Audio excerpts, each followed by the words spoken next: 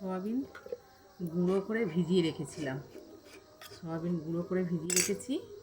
ওর মধ্যে একটুখানি আদা রসুন বাটা, একটু কাঁচা লঙ্কা কুচি, একটু পেঁয়াজ কুচোনো, এক টুকরো আলু কাটা দিয়ে দিলাম সবটা।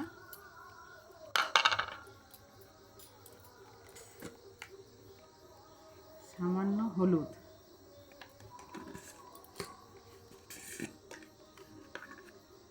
আর নুন, স্বাদ অনুযায়ী নুন।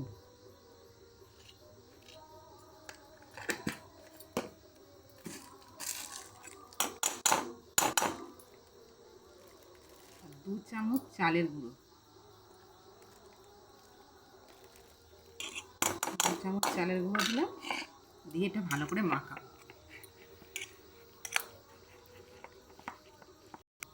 মাখা হয়ে এসছে, একটু টমেটো সস দিয়ে দেবো ওর মধ্যে।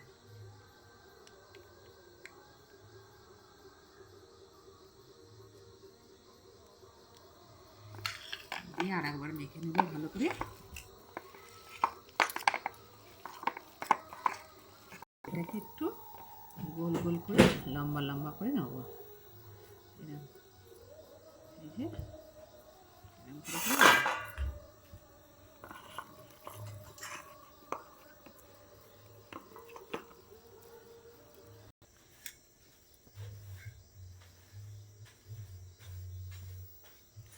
তেলটা গরম হয়ে গেছে।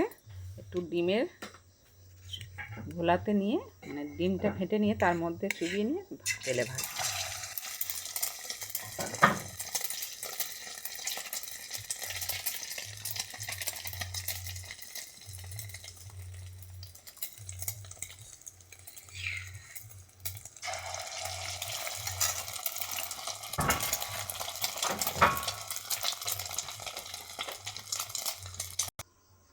হয়ে গেছে আমাদের সয়াবিনের চপ।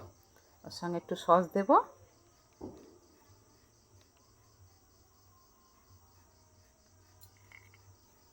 সস দিয়ে এবার সয়াবিনের চপ খাবো।